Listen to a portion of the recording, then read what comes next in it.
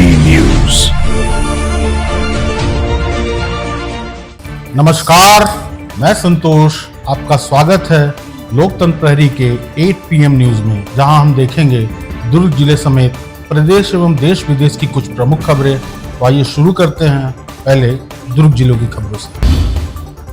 दुर्ग जिले में भारतमाला परियोजना को लेकर ग्रामीणों का विरोध तेज हो गया है। ग्राम थनोत से 4 गांवों के ग्रामीणों ने अंडरब्रिज की कम ऊंचाई को लेकर सड़क पर उतरकर चक्का जाम किया है और प्रशासन के खिलाफ प्रदर्शन किया है। ग्रामीणों का कहना है कि अंडरब्रिज की ऊंचाई लगभग 4 मीटर होने से कृषि वाहनों, ट्रैक्टर ट्राली और मूर्तियों के परिवहन में भारी परेशानी हो रही है। किसान अंडरब्रिज की ऊंचाई 5.5 मीटर करने और नाले पर अलग से पुल निर्माण की मांग कर रहे हैं। मौके पर पहुंचे प्रशासनिक अधिकारियों और SDM ने ग्रामीणों से बातचीत कर समस्या के समाधान का भरोसा दिया, लेकिन ग्रामीण लिखित आश्वासन मिलने तक आंदोलन खत्म करने को तैयार नहीं है। ग्रामीणों ने चेतावनी दी है कि यदि जल्द समाधान नहीं हुआ तो 28 मार्च को राष्ट्रीय राजमार्ग जाम किया जाएगा।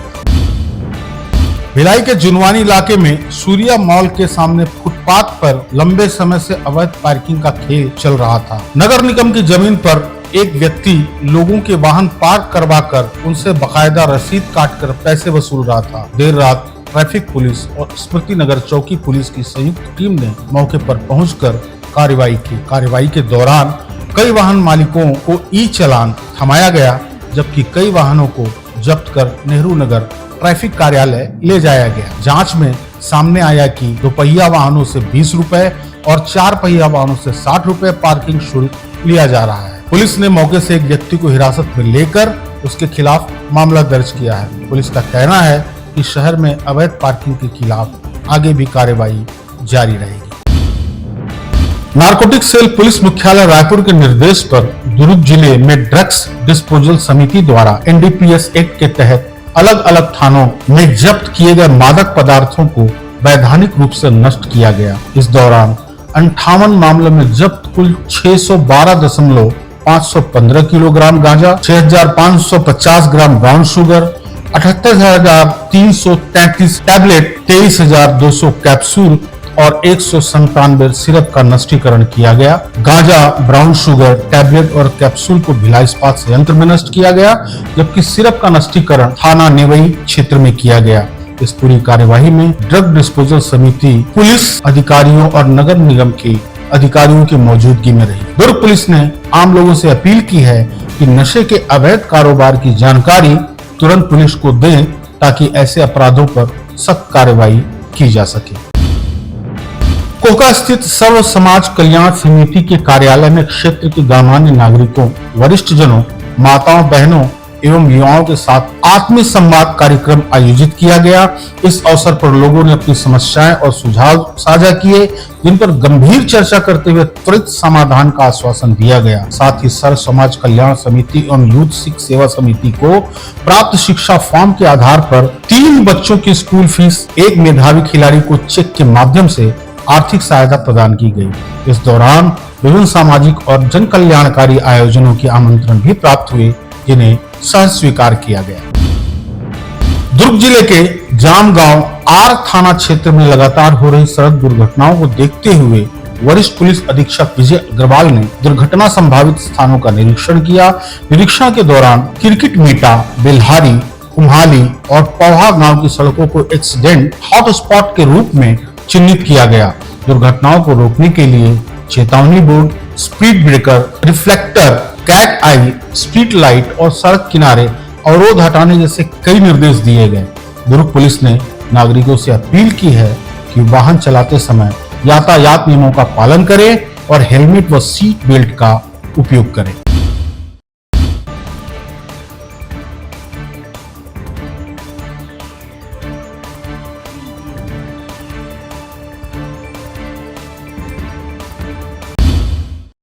अब नजर डालते हैं प्रदेश की खबरों पर। देश में पहली बार होने जा रहे खेलो इंडिया नेशनल ट्राइबल गेम्स को लेकर तैयारी तेज हो गई है। छत्तीसगढ़ इस ऐतिहासिक आयोजन की मेजबानी कर रहा है। खेल एवं युवा कल्याण विभाग के सचिव यशवंत कुमार ने रायपुर के अधिकारियों के साथ बैठक कर तैयारी की समीक्षा की और सभी व्यवस्थाओं को अंतर्राष्ट्रीय मानकों के अनुरूप सुनिश्चित करने के निर्देश दिए। 25 मार्च से 3 अप्रैल तक रायपुर, जगदलपुर, अंबिकापुर में होने वाले इस आयोजन में देश भर के 30 राज्यों से करीब 2500 खिलाड़ी, प्रशिक्षक और अधिकारी शामिल होंगे। छत्तीसगढ़ में 12वीं बोर्ड परीक्षा को लेकर बड़ा विवाद सामने आया है। हिंदी विषय का प्रश्न पत्र लीक होने के आरोप से प्रदेश की शिक्षा व्यवस्था पर सवाल खड़े हो गए हैं। दावा किया जा रहा है कि परीक्षा से एक दिन पहले सोशल मीडिया और व्हाट्सएप पर प्रश्न पत्र से जुड़े सवाल वायरल हो गए। मामले की गंभीरता को देखते हुए माध्यमिक शिक्षा मंडल ने पुलिस और साइबर सेल में एफआईआर दर्ज कर जांच शुरू कर दी है। वहीं छात्र संगठन एनएसयूआई ने भी विरोध प्रदर्शन करते हुए निष्पक्ष जांच और दोषियों के खिलाफ कार्रवाई की मांग की है। इस मुद्दे पर कांग्रेस प्रदेश अध्यक्ष दीपक बैज ने भी सरकार पर सवाल उठाए हैं। बलौदा बाजार भाटापारा जिले के सिमगा विकास खंड के ग्राम सकरी में नवापारा सकरी सतभावा मार्ग निर्माण कार्य का भूमि पूजन किया गया। राजस्व मंत्री टंकराम वर्मा ने विधि विधान से पूजा अर्चना कर इस महत्वपूर्ण योजना की शुरुआत की। करीब 7,28,58,000 रुपए की लागत से बनने वाले इस सड़क में पुलियों का निर्माण भी शामिल है। मंत्री वर्मा ने कहा कि सड़क और पुल ग्रामीण क्षेत्रों के विकास की रीढ़ होते हैं, जो गांव को बाजार, शिक्षा, स्वास्थ्य और रोजगार से जोड़ते हैं।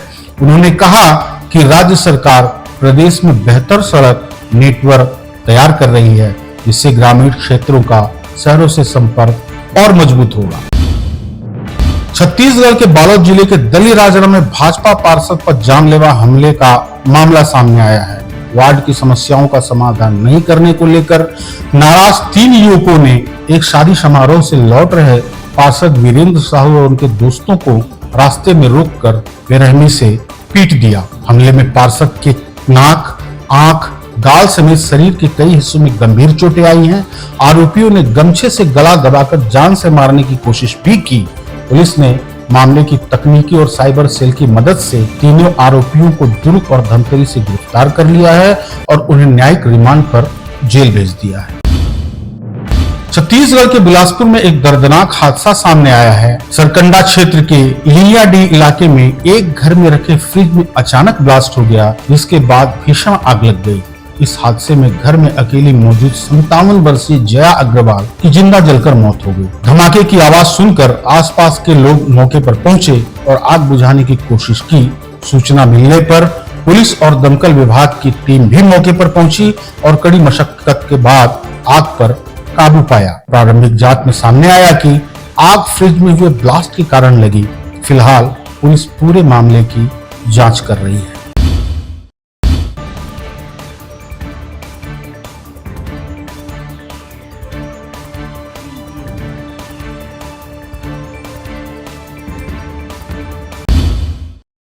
अब नजर डालते हैं देश विदेश की खबरों पर।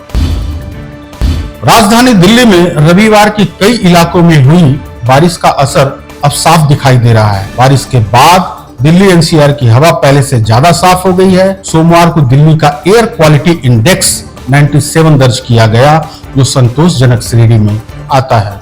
मौसम विभाग के अनुसार सफदरजंग में 0.4 मिलीमीटर, लोधी रोड में 0.5 मिलीमीटर और आर्या नगर में 0.8 मिलीमीटर बारिश दर्ज की गई। बारिश के कारण तापमान में भी गिरावट आई है। दिल्ली का न्यूनतम तापमान 17.4 डिग्री सेल्सियस रिकॉर्ड किया गया। विशेषज्ञों का मानना है कि बारिश से हवा में मौजूद प्रदूषण के कण कम हो जाते हैं, जिससे एयर क्वालिटी बेहतर हो जाती है। ईरान इजराइल युद्ध के बीच हार्मुज जलडमरू मध्य में फंसा भारतीय एपीजी वाहन शिवालिक अब सुरक्षित भारत पहुंचने वाला है। इस जहाज में 45,000 मैट्रिक टन से अधिक एलपीजी लदी हुई है और यह मुंद्रा बंदरगाह पर पहुंचने वाला है। भारत सरकार के कूटनीतिक प्रयासों से इस जहाज को युद्ध क्षेत्र से सुरक्षित निकाला गया। माना जा रहा है कि इससे देश में चल रही एलपीजी आपूर्ति की कमी को कम करने में मदद मिलेगी। दूसरा भारतीय जहाज नंदा देवी भी जल्द कांडला बंदरगाह पहुंचने वाला है, जबकि तेल टैंकर जग लाड़की यूएई से कच्चा तेल लेकर भारत की ओर रवाना हो चुका है। सरकार ने बताया कि खाड़ी क्षेत्र में मौजूदा 22 भारतीय जहाज और 611 नाविक सुरक्षित हैं और स्थिति पर लगातार नजर रखी जा रही है। उड़ीसा के कटक स्थित ACB मेडिकल कॉलेज और अस्पताल में तड़के भीषण आग लगने से बड़ा हादसा हो गया। अस्पताल के एक वार्ड में लगी इस आग में 10 मरीजों की मौत हो गई, जबकि 5 मरीज गंभीर रूप से घायल बताए जा रहे हैं। आग लगने से अस्पताल प्रशासन और फायर ब्रिगेड की टीम मौके पर पहुंची और मरीजों को सुरक्षित स्थान पर शिफ्ट किया गया। उड़ीसा के मुख्यमंत्री ने अस्पताल पहुंचकर घायलों से मुलाकात की और मृतकों के परिवार को 25-25 लाख रुपए मुआवजा देने का ऐलान किया। साथ ही पूरे मामले की हाई लेवल जांच के आदेश दिए हैं। सोशल मीडिया पर इजराइल के प्रधानमंत्री बेंजामिन नेतन्याहू को लेकर मौत की अफवाहों के बीच ईरान की इस्लामिक रिवॉल्यूशनरी गार्ड कॉर्प्स ने बड़ा बयान जारी किया है। IRGC ने कहा है कि अगर नेतन्याहू जिंदा है तो उनका पीछा जारी रहेगा, उन्हें खत्म करने की कोशिश की जाएगी। अपने बयान में IRGC ने नेतन्याहू को बच्चों का हत्यारा अपराधी बताया। हालांकि इजराइल के प्रधानमंत्री कार्यालय ने इन खबरों को पूरी तरह फर्जी बताया है। बताया जा रहा है कि एक वायरल वीडियो में 6 उंगलियां दिखाई देने के दावे के बाद AI वीडियो की चर्चा शुरू हुई और इसी बहस के बाद मौत की अफवाह फैल गई। फिलहाल इजराइल सरकार ने साफ कर दिया है प्रधानमंत्री बिल्कुल सुरक्षित है। अमेरिकी राष्ट्रपति डोनाल्ड ट्रंप ने नाटो को लेकर एक बड़ा बयान दिया है। ट्रंप ने चेतावनी दी है कि अगर सदस्य देश हार्मुज स्ट्रेट की सुरक्षा में मदद नहीं करते तो नाटो का भविष्य खतरे में पड़ सकता है। ट्रंप ने कहा कि जो देश इस समुद्री मार्ग से फायदा उठाते हैं उन्हें इनकी सुरक्षा की जिम्मेदारी भी साझा करनी चाहिए। उन्होंने यूक्रेन युद्ध का उदाहरण देते हुए कहा कि अमेरिका हमेशा सहयोगियों के साथ खड़ा रहा है, लेकिन अब समय है कि सहयोगी भी अमेरिका की मदद करें। ट्रंप ने यह संकेत दिया कि इस क्षेत्र में माइनस्वीपर जहाज तैनात किए जा सकते हैं। इसके साथ ही ट्रंप ने ब्रिटेन के प्रधानमंत्री कीर स्टारमर पर नाराजगी जताते हुए कहा कि अमेरिका के सबसे पुराने सहयोगी ने भी तुरंत समर्थन नहीं दिया।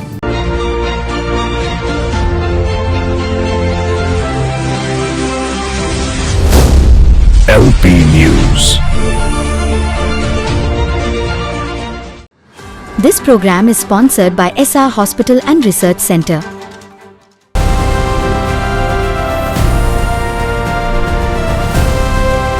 हर खबर पर नजर, सच, हिम्मत और जमीनी रिपोर्टिंग, देश, समाज और सत्य के लिए। LP News, आपकी आवाज।